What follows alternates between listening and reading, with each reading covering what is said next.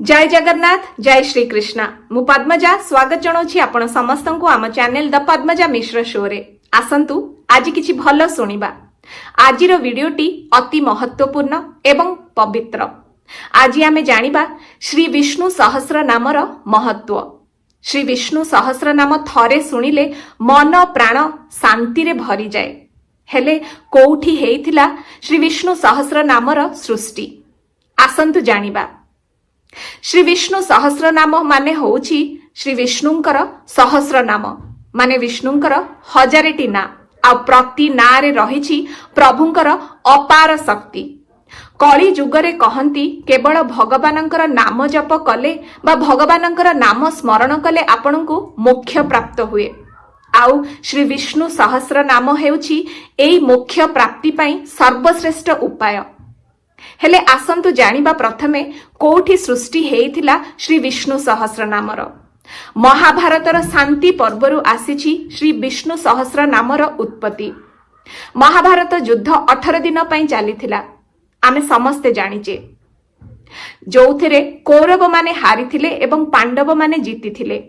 अधर्म हारिथिला एवं धर्म जीतिथिला। महाभारत युद्ध सरी जाइथिला।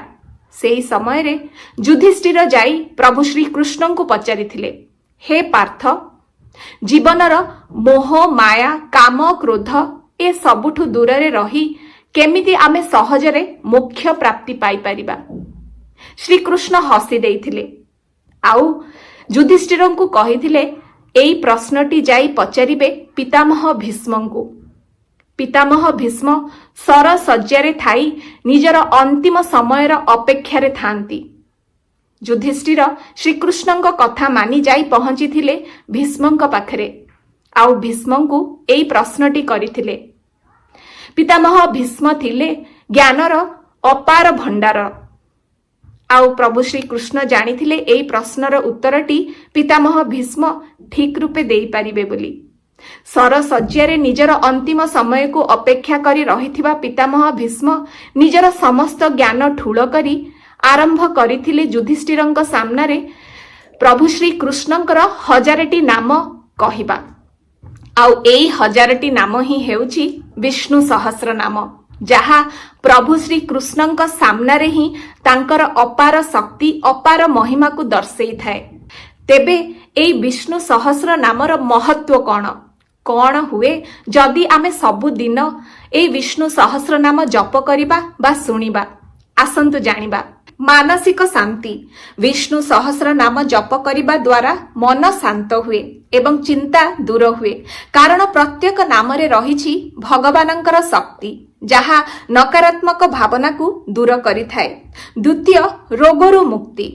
भीष्म पितामह कहिथिले नियमित एहार जप करिबा द्वारा शारीरिक एवं मानसिक रोगरु मुक्ति मिलिथाए। तृतीय, धर्म अर्थ काम मोक्षर प्राप्ति। जीवनर 4टी मुख्य लक्ष्य हासिल करिबारे एहा साहाय्य करिथाए। चतुर्थ, भय दूर हुए। भगवानंकर अपार शक्ति को स्मरण करिबा द्वारा सबु प्रकार भय दूर होइथाए। पंचम, भक्ति बा डिवोशन बढ़ाई थाए। एहा भगवानंक प्रति भक्ति भाव को बढ़ाई थाए। भगवानंक सहित आमर संपर्क को अधिक दृढ़ करिथाए। विष्णु सहस्र नाम केवल हिंदू धर्म रे नुहे, सारा विश्व रे एक महान शांति मंत्र भावे स्वीकृति लाभ करिछि। विष्णु सहस्र नाम को आपण सकाळे बा संध्यारे बा कोनोसी भी शुभ काम रे सुनी पारिबे बा जप करि पारिबे। जदि जप करि पारु नाहंती तेबे विष्णु सहस्र नाम भक्तिर सह सुनिले भी बहुत लाभ मिली थाए। मनरे सकारात्मक ऊर्जा जागी थाए।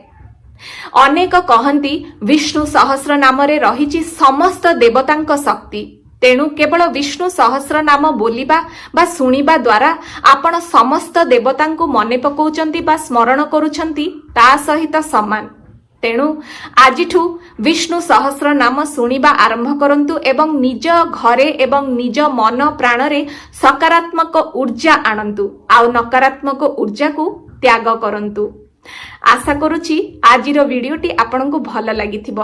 भल लागिथिले वीडियो को लाइक करिवे, शेयर करिवे, चैनल को सब्सक्राइब निश्चय करिवे आ सब वीडियो को पूरा शेष जाए निश्चय देखुथिबे। आमे पुणी थरे देखा हबा आउ गोटे नुआ वीडियो आउ गोटे सुंदर कहानी सहित रहिली। जय जगन्नाथ।